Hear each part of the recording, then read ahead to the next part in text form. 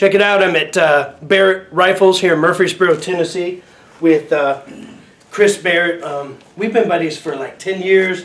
You know, I look back, it's funny, you know, how much, not just you, your business, myself, how much we've evolved. Because we were having a conversation in the other room about a caliber that we thought was going to, and we're all kind of looking at each other like, are we going to make this mistake again? Do we get on board? And so I'm sitting here in Chris's big office in the big building, which is new. I remember it was being built. And I think I speak for myself and all the people who bothered to watch this.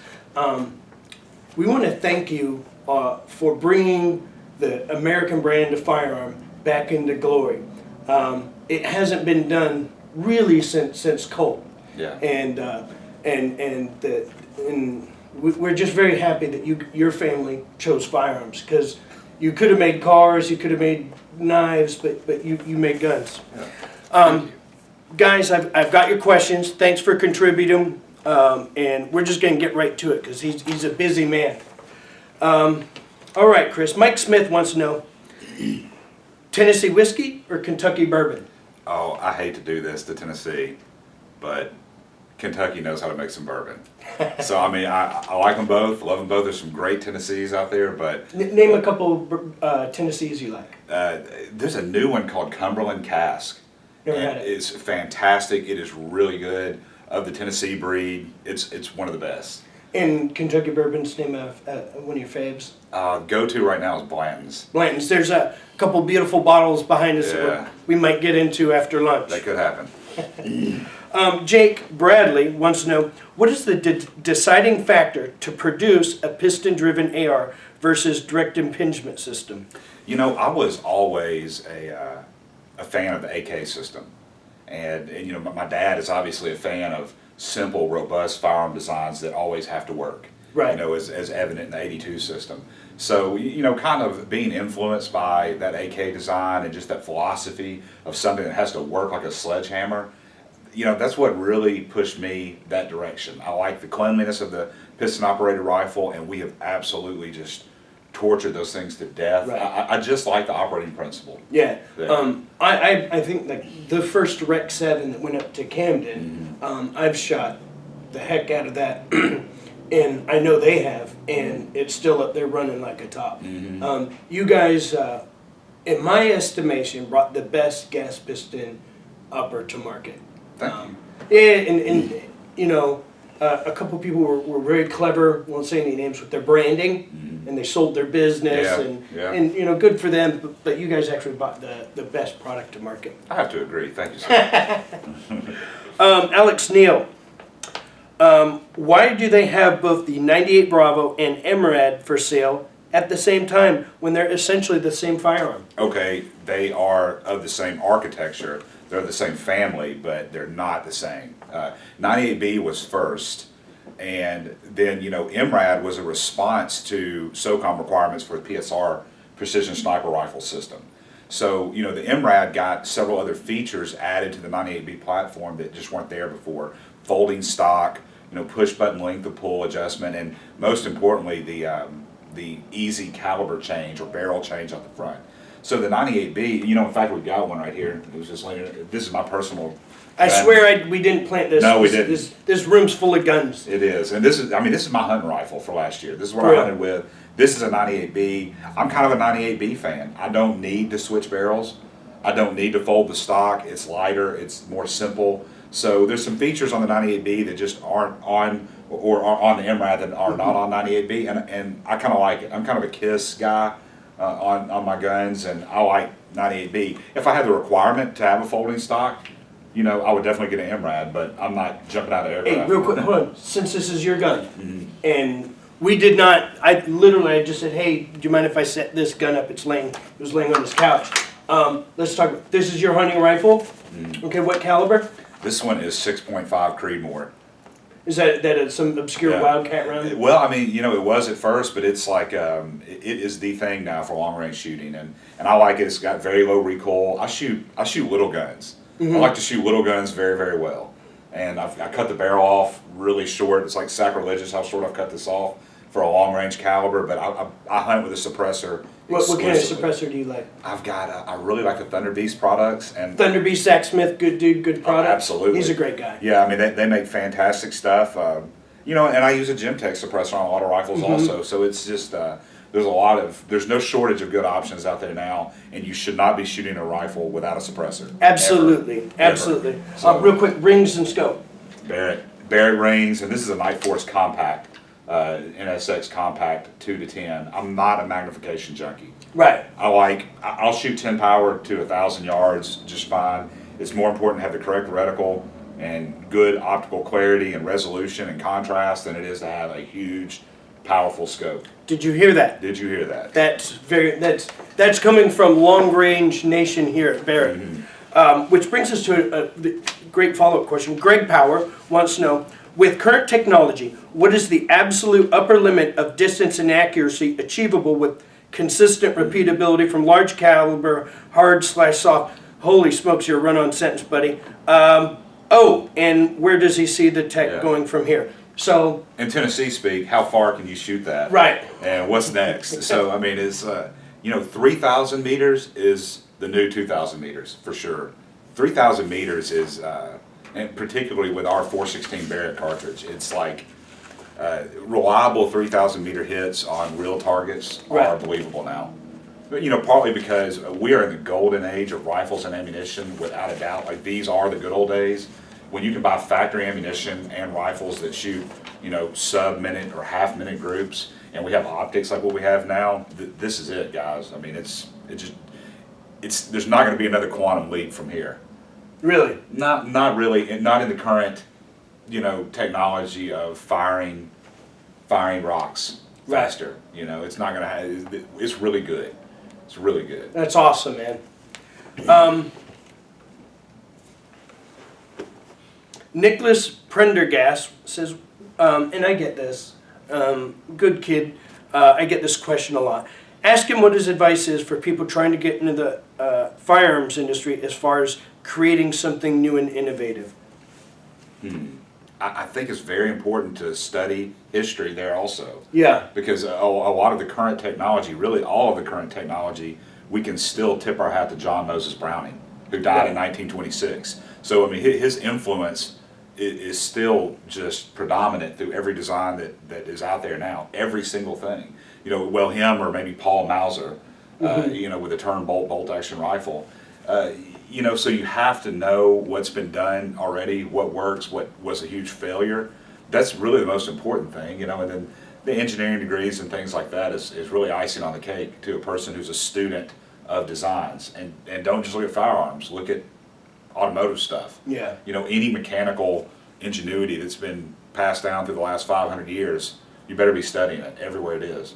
It's funny, I remember talking to your dad like 10 years ago. I forget where we were. I think we were sitting with Lou Ferrigno and you, and we were at SHOT Show. I mean, true story. And he's, what's the punchline? The punchline is he said, when I decided to make a 50 caliber rifle, everyone thought I was nuts. The first time, if I remember the story, he said the first time he fired it, it was strapped down with cables to the ground. Yeah. And he was so single-mindedly that this impossible thing was achievable that he didn't mind failing a million times along the way. Yeah. We know a lot of friends who get in the industry. They're going to do this. They're going to make that. They're going to train that. And I think if they last, you might agree with me, might not. If they last the first year, they become successful somehow. But most of them give up within 12 months. That's Financially, or they don't get the results. Spectacular results are not instantaneous. There's a million failures. Before you ever saw a Barrett rifle, there were probably a bunch of financial and engineering disasters along the way. There was. That's So, a nice way to put it. Yes, man. So I guess have a vision, study everything about the industry, try to look around the corner at what would be the next innovation, and be bold. That's absolutely right. Here's a good one. Alex A. Man Smith wants to know what your favorite non-Barrett firearm is. I haven't had any whiskey this morning, so I'm tongue-tied.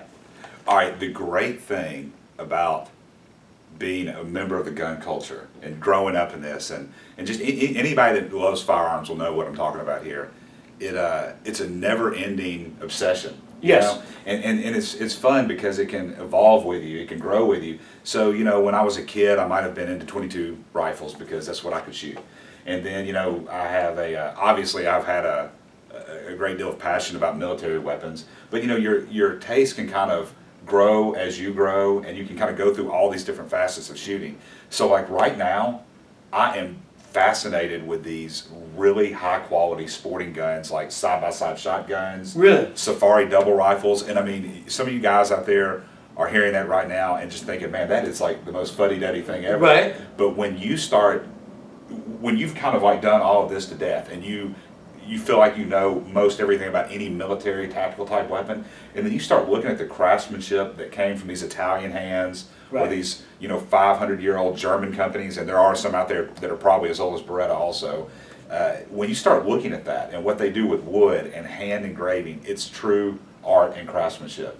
So it's my fascination right now is like with a Merkel shotgun that I've been playing with, a side-by-side 16 gauge. It's a work of art.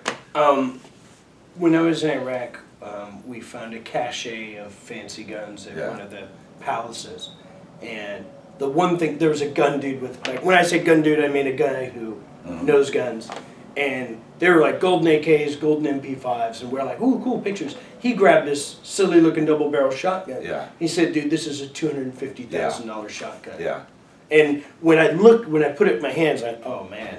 Like the barrel, everything was custom cut with scenes of pheasant hunting in Germany or whatever the hell they do. It's a fun thing. It's a fun thing, and you'll see what I mean when you get there.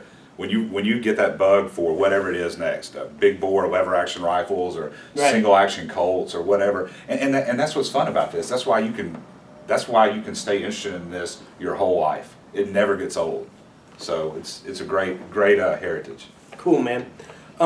John Gaz, this kid here, John Gaz, he's a 16-year-old kid in Los Angeles. He's an airsofter. He started his own business in secondary market trading, trading and selling with other airsofters, expensive or fancy or famous tactical gear like vests. So he contacted me about the Mookie war rig, and and I was just like, "What are you doing?" He said, "Well," and I don't mean to share your business, but I'm gonna do it.